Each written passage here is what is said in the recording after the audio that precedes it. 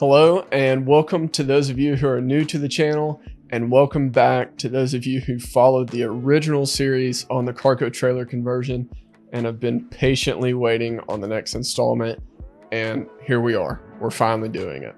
I started this project just over a year ago now, and my initial intent was to take a cargo trailer and convert it into what most people would probably consider a traditional travel trailer. I'm a photographer, videographer, so I do projects on the road from time to time, and I needed a solution and a place to store my equipment, charge my equipment, and have the option of sleeping in this build if that's something that the project required. Well, things changed, circumstances changed, and a certain pandemic hit at the beginning of 2020. And long story short, I ended up using this cargo trailer as my full-time office for 8 hours a day, 5 days a week for almost 6 months. And it's because of this experience that I believe I can provide you some really valuable information on what I would and would not recommend for a build like this. Okay, let me stop right here and say that if you're in the process of purchasing a cargo trailer with the intent of turning it into a travel trailer, go ahead and spend the extra $200 or $300 to have that interior ceiling height raised. I believe standard they come 6'3". One of the first decisions that I made was to pay a little bit extra and have that ceiling height raised to 6'8". And of all the things that I did in my build, this is probably one of the best decisions that I made. Just trust me, I'm not going to go into all the details of it, but trust me when I say that you want that extra headroom. Okay, but now that I got that out of the way, we'll go ahead and start on my build, and for the sake of this video, we'll literally start from the ground up, starting with the flooring. So the first thing that we did was pull up the plywood flooring that came installed with the trailer. We put down a 1/4 inch foam board insulation, and then subflooring, then the plywood flooring that they had installed originally, and then on top of that we installed a vinyl plank flooring. And to this day I'm still very happy with this flooring. It is a life-proof, like I said, vinyl plank flooring, scratch resistant, water resistant, it's very resilient, and I still love how it looks. I installed R5 insulation in the walls and R7.5 insulation in the ceiling. Once we finished the insulation, it was time to do the electrical work. And this was certainly not an area that I was familiar with or comfortable experimenting with when it comes to like a DIY project. And I highly recommend that you do the same. It just so happened that my friend Jacob was helping me with the project anyway, and he was pretty well versed in this department. So he not more or less, he did all the electrical work himself. And for that, I'm very thankful because for whatever reason, I personally am terrified of electricity. The desk is a little makeshift. I'm not gonna lie. I went with a 3/4 inch birch plywood sheet.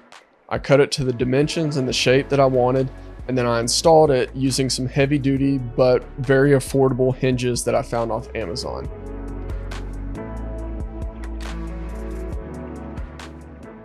I paid to have these cabinets built to the dimensions that I needed, and I couldn't be happier with how they turned out. And at the end of the day, I would say that the cabinets, maybe more so than anything about the build, is what really transformed it from feeling like a painted cargo trailer to feeling like a true office space or living area.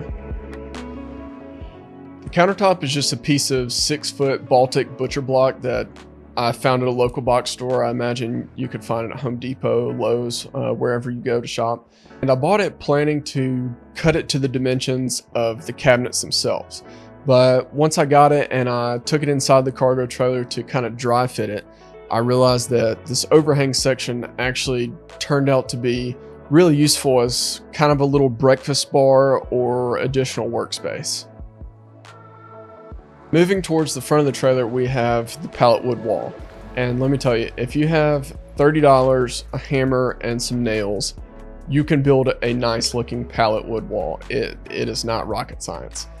I still to this day love how it looks.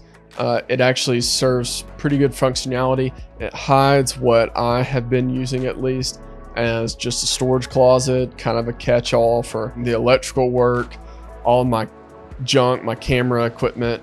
and I'm still really happy with how this turned out. The AC unit that I went with for this build was the Dometic Brisk Air 2, and I've got a real love-hate relationship with this thing. To give it credit, it is capable of keeping the interior as cool as 69 or 70 degrees in the middle of an Alabama summer on asphalt in direct sunlight, but it comes at a cost. That cost being that this thing is loud, like not that dissimilar from a leaf blower loud. I challenge anyone out there to tie their leaf blower to the ceiling above their office desk and work a 40-hour work week without going a little bit crazy. But again, I understand this isn't going to be the typical application for someone doing a conversion like this. So if you're just planning on using it as a camper here and there, a weekend here and there, probably not that big of a deal in reality. Another note about at least this model in particular is that it's advertised to come with a built-in thermostat. And while that's technically true, the thermostat only controls the compressor on this model, not the fan. And the fan is the loud part. So even when your system is not actively cooling the inside, the fan is still blowing just as hard and creating just as much noise. I was ultimately able to remedy this by buying a separate, more traditional thermostat that I had to wire from the AC unit itself to the pallet wall and then to the marine battery, because this thermostat only runs off of DC power, not AC. And I'll add that the instructions on it were terrible and it was a complete pain to install. Okay, now I want to just touch on a couple things that proved to be real inconveniences or nuisances the more time that I spent in the conversion, with the first two kind of being tied together in the lack of running water, and second, the lack of a bathroom. They're definitely kind of luxuries that you don't really realize how much you appreciate until you don't have them anymore. I do have plans of eventually converting the V-nose portion of the trailer into a small bathroom.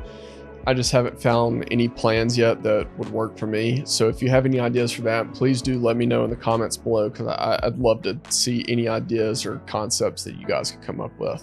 But the last negative, and what proved to be, in my opinion, one of the biggest drawbacks of the way that I did my build, was the lack of a window or any source of natural light.